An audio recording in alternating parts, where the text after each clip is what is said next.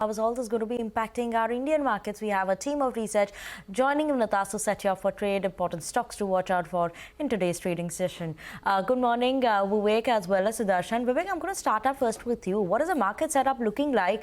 Nifty implied open as of now is indicating a very strong start. Absolutely right, Vinny. Good morning to you. Well, absolutely nothing to complain in terms of both the handover as well as the kind of setup or the kind of open that the GIFT Nifty is indicating.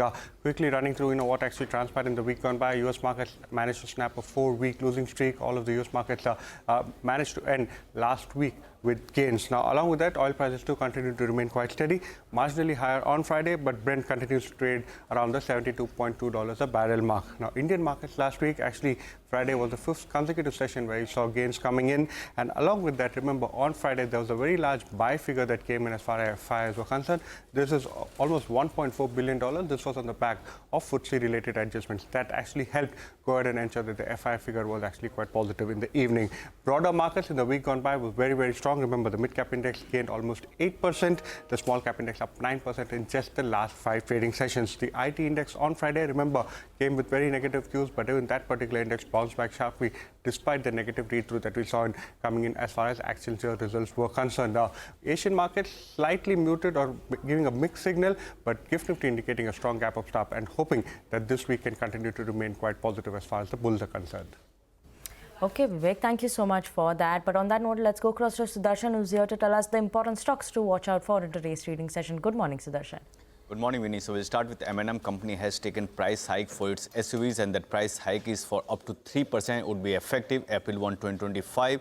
And earlier this month, Tata Motors and Maruti had already announced price increase. Second is Kotak Mahindra Bank. It has announced appointment of Bhavnish Lathia as Chief Technology Officer, and company says he has been instrumental in driving company's technology initiatives for last 3 years.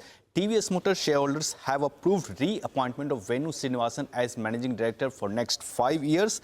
And next is Hindustan Aeronautics. High-level committee has recommended out-of-court settlement for tax disputes that company had with Maharashtra government. Now, company will be paying rupees 2,471 crore for the tax dispute. That amount was around rupees 10,079 crore. NCC has bagged order of rupees 1,480 crore from Bihar government. Company will be redeveloping Darbhanga Medical College and Hospital. Powermech has bagged order of 579 crore from BHEL, and it will be providing civil, structural and architectural works at Kodarma project in Jharkhand. UCO Bank QIP is launched, and sources say total size of the QIP is rupees 2,000 crore and indicative price is rupees 34.2 per share, which is a discount of more than 9% to Friday's closing price. Last is Adani Green. It has commissioned solar power project of 250 megawatt in Rajasthan, and with this operational capacity of renewable energy has increased to nearly 13,100 megawatt.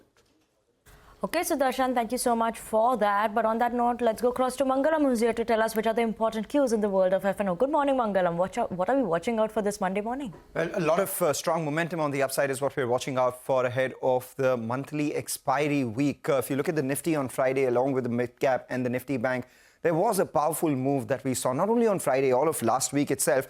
And the GIFT Nifty suggests that this up move is likely to continue at the open itself. Now, there are two factors that are, aiding this move. One is the fact that the FII selling in cash market has abated. In fact, over the last few trading sessions, the FIIs have bought in cash for on three occasions.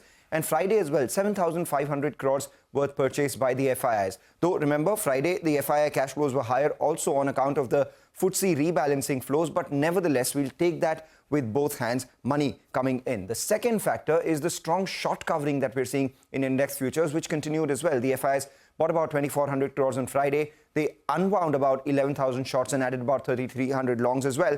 And just to give you perspective, just in the last week, 5 trading sessions, the FIs added 33,000 long contracts and covered 53,000 short contracts in index futures itself, and that's led to this big 1,000-point up move that we've seen on the Nifty. In fact, from the previous Thursday, before we went into the Holy Weekend, the FI net exposure was minus 1.84 lakh, with long positions at around 19%.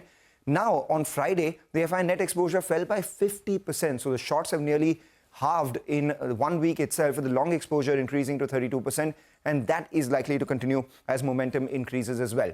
On the way up, now that the GIFT Nifty is indicating that the 23,500 mark is something that we'll watch out for at the open, the 23,600 call writers have been very active. So sustaining above 23,650 would be crucial. At the lower level, the support has come higher. 23,300 and 23,300 puts have also been very, very active. We've conquered the 20-day moving average on the Nifty. 50-day moving average is where we open. Can we go ahead and look at the 200-day moving average or not is something that we'll most definitely keep an eye out on for both the Nifty as well as the Nifty Bank.